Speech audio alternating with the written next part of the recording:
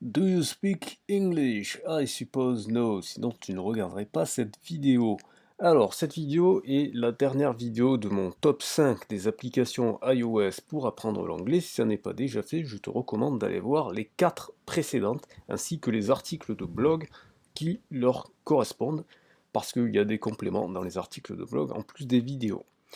Alors, si ça n'est pas déjà fait, je t'invite à cliquer sur le lien qui est dans la description pour recevoir gratuitement un extrait de mon livre sur la phonétique anglaise. Ça te permettra de véritablement améliorer considérablement ta prononciation et ta compréhension de l'anglais oral qui sont généralement les plus grosses difficultés pour nous francophones. C'est parti, aujourd'hui on va voir ensemble l'application qui a aussi un site web qui s'appelle Speaky.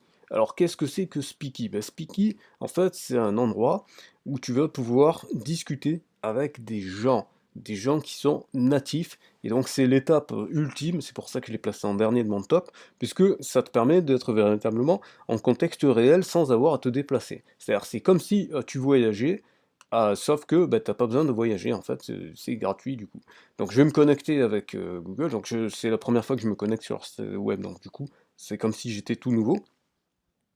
Donc là tu choisis ton niveau, donc si tu es débutant, si tu es élémentaire, intermédiaire, avancé ou carrément expert. Donc là pour la démonstration je vais me mettre en mode débutant, mais toi tu mettras le niveau que tu as, d'accord? Tu vas mettre ensuite quelle est ta langue maternelle, donc ici moi je vais mettre le français.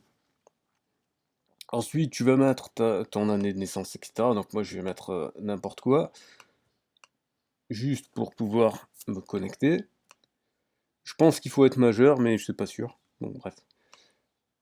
Voilà, donc là, donc je vais mettre I am a digital nomad. Et voilà.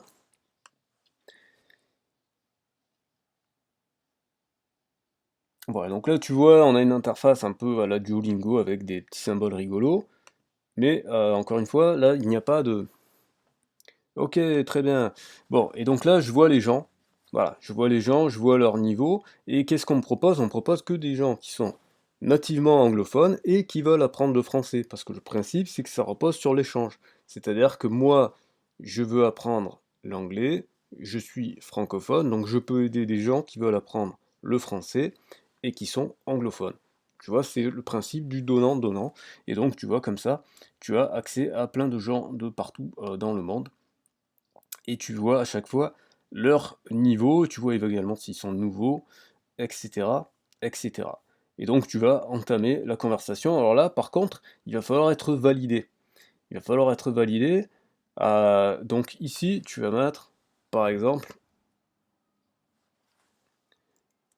Hello Mourad, I would like to learn English and I can help you to improve your French. Et voilà. Donc là, une fois que Mourad aura accepté, d'accord? Tu peux le voir ici, Mourad hasn't accepted your request yet. Donc ça veut dire qu'il n'a pas encore accepté. Tant qu'il n'aura pas accepté, on ne pourra pas communiquer réellement. Mais voilà, c'est comme ça que ça marche. C'est tu dois faire des demandes et les gens ensuite vont t'accepter ou pas. Et donc bon, comme il y a beaucoup de gens qui sont inscrits, surtout que le français, il faut savoir que c'est la deuxième langue la plus étudiée après l'anglais. Donc ça veut dire que, vu que les anglophones natifs, ils connaissent déjà l'anglais, la première langue qu'ils vont étudier, c'est le français. Donc, il n'y a pas de souci, tu vas forcément trouver quelqu'un qui va accepter d'échanger avec toi, et du coup, comme ça, tu vas pouvoir discuter avec ces personnes-là. Voilà, j'espère que cette vidéo t'aura apporté de la valeur. J'espère que toute cette série d'applications t'aura apporté de la valeur. Alors, il y a une chose que je voudrais dire, parce que c'est la conclusion. Déjà, première chose, je te rappelle que si tu cliques dans la description sur le lien, tu vas pouvoir récupérer gratuitement un extrait de mon livre sur la phonétique. Livre qui contient à l'intérieur à chaque fois, c'est un livre numérique, donc il contient à chaque fois des liens vers des contenus vidéo et audio de natifs pour que tu puisses bien t'imprégner de la bonne prononciation native, avec les distinctions entre l'accent américain, l'accent britannique et l'accent australien.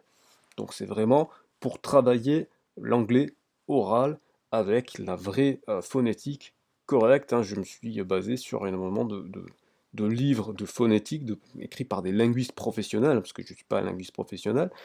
Je me suis basé sur des livres de linguistes professionnels et je t'ai mis le maximum de ressources réelles pour que tu puisses avoir les bonnes sonorités et que tu puisses véritablement te faire une oreille très précise sur la phonétique anglaise.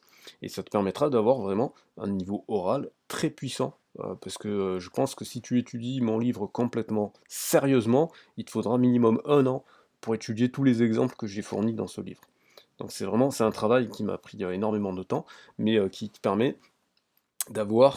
permettra d'acquérir vraiment un très bon niveau et de cibler. C'est-à-dire que c'est inutile de chercher à apprendre l'accent britannique, américain et australien en même temps. Il faut que tu optimises selon la destination géographique que tu vises ou le public que tu vises. C'est-à-dire si tu veux interagir exclusivement avec des Américains, choisis l'anglais américain. Si tu veux interagir exclusivement avec des Britanniques, choisis le britannique. Si tu veux interagir exclusivement avec des Australiens, choisis les Australiens. Voilà, donc ce qui est important, c'est que là j'ai fait un top 5 des applications, il en sort tous les jours.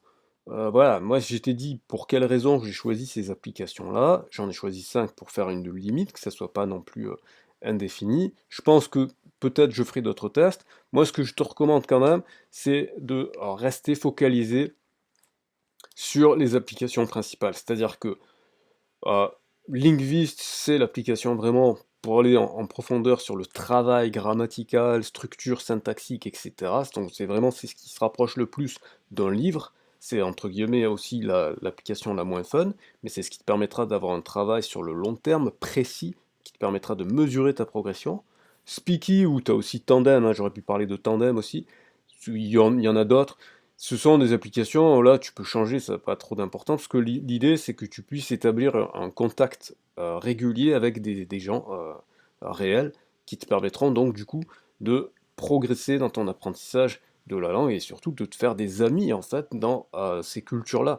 Et c'est comme ça après que tu vas apprendre, hein. L'idéal, une fois que tu auras dépassé le cap des applications, c'est d'être en contact réel avec les gens. Voilà.